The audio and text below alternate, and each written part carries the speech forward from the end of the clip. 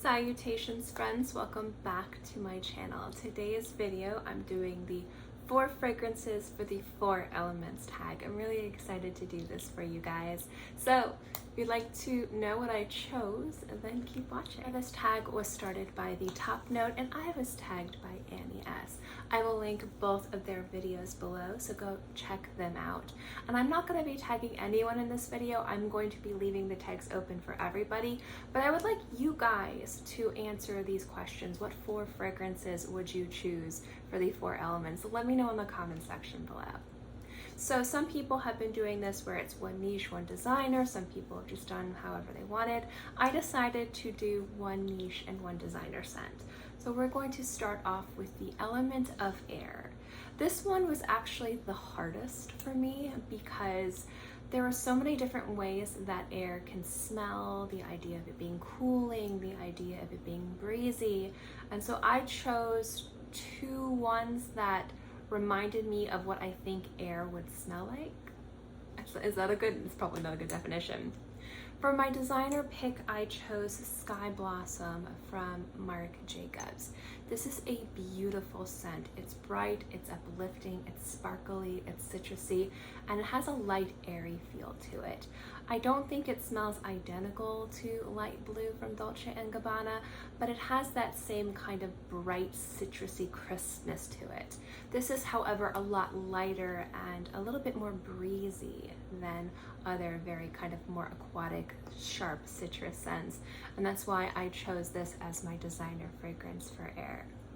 Now for my niche fragrance for air, this one was actually a little easier. It was between 2 from the same house, and I decided on Hamman Bouquet from Penhaligons. I don't know, I was going to call it Penhaligons.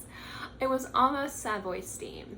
The reason why I like this one for air is that it smells steamy and not kind of like water steam, but like air steam, like hot, fragrant, aromatic air. It's just a really beautiful scent. It's a classic from the house.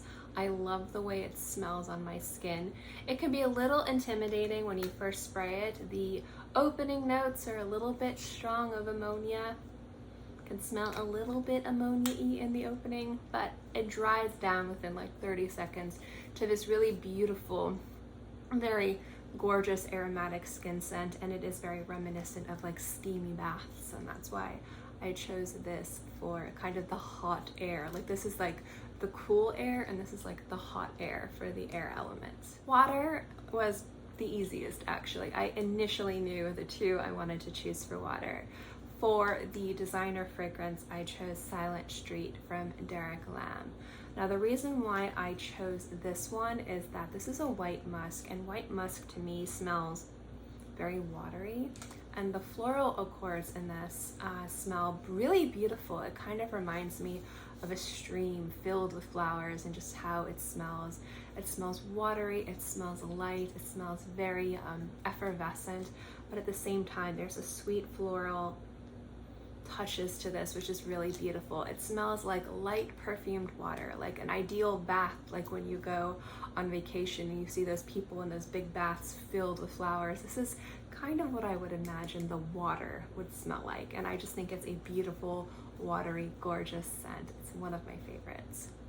And obviously for for niche, if you guys have watched my channel and all, you guys know how much I love the Harmonist Sacred Water. It was so hard for me not to have a Harmonist fragrance for each of these categories. I chose just one, this one, because this smells like water in the ground. It's dusty, it's ozonic, it smells minerally and wet and damp and moist, and it's just such a unique smell. It's like one of my favorites, and it absolutely, like without a shadow of a doubt to me, if water had an element, had a smell, it would be this one, hands down. Absolutely love it. So those are my choices for the water element. Fire, I tried so hard to not choose one of these for fire, but we'll get into it. So for the designer fragrance of fire, I chose Trouble in Heaven from Christian Louboutin. Now I really like this fragrance. It smells sexy and strong and bold and fiery and spicy. It is a gorgeous, gorgeous, gorgeous scent. I think a lot of people slept on the fragrances from Christian Louboutin. Initially, I was a skeptic, and then I smelled them and I really liked them. I only own this one, but they are fantastic, and I love the bottles so much. But this is a spectacular fragrance, especially if you're looking for something bold, powerful, uninhibited to some degree, and just very fiery. Like it's a great scent. And for fire, for niche, I tried, you guys. I tried so hard to find a niche fragrance that either wasn't Baccarat Rouge or a dupe for Baccarat Rouge. My thought is I'm not going to choose a dupe for Baccarat Rouge. If I'm going with that fragrance, I'm just going to go with the original. I couldn't really find any that really kind of struck like fire. So for fire, just again, fiery, bright, really bold, enlightening, because it does kind of grab your attention like a candle would in a dark room. It is just a red fragrance, like flame red fragrance. So yeah, I kind of took the easy way out. I'm sorry. But yeah, it is Baccarat Rouge 540, specifically the Eau de Parfum, not the extrait. Last and certainly not least is Earth. And Earth was a little challenging until I kind of figured out how I wanted to go about to represent Earth in this tag. So for designer fragrances, I chose Lalique Encre Noir. Now this specific fragrance, I knew I wanted to go with one of these fragrances being a vetiver dominant scent, and it was almost sycamore. But the reason why I chose Encre Noir is because it smells muddier. It smells like not like you just pulled vetiver out of the ground. It's like you pulled it out of mud. And so it's got this inkiness, this muddiness, this rich earthiness to it. And I mean that in a positive way. This is considered by a lot of people to be a masterpiece and is one of the best fragrances if you are a vetiver lover out there. And I just thought this was going to be the best kind of earthy, vegetal, damp, moist interpretations of Earth. And so I definitely wanted to go with this one. And for my niche fragrance, I chose Forbidden from House of Matriarch. The reason being is this just smells so incredible.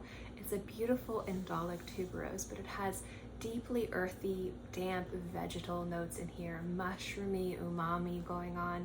There's so many different aspects to this fragrance that just smell damp and moist and earthy, but in a really positive, very beautiful, very sexy way.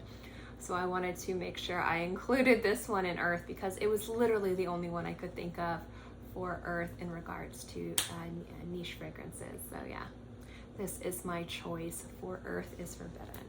All right, guys, that's it. Those are the 4 fragrances or 8 fragrances to represent the elements. I hope you enjoyed this tag video.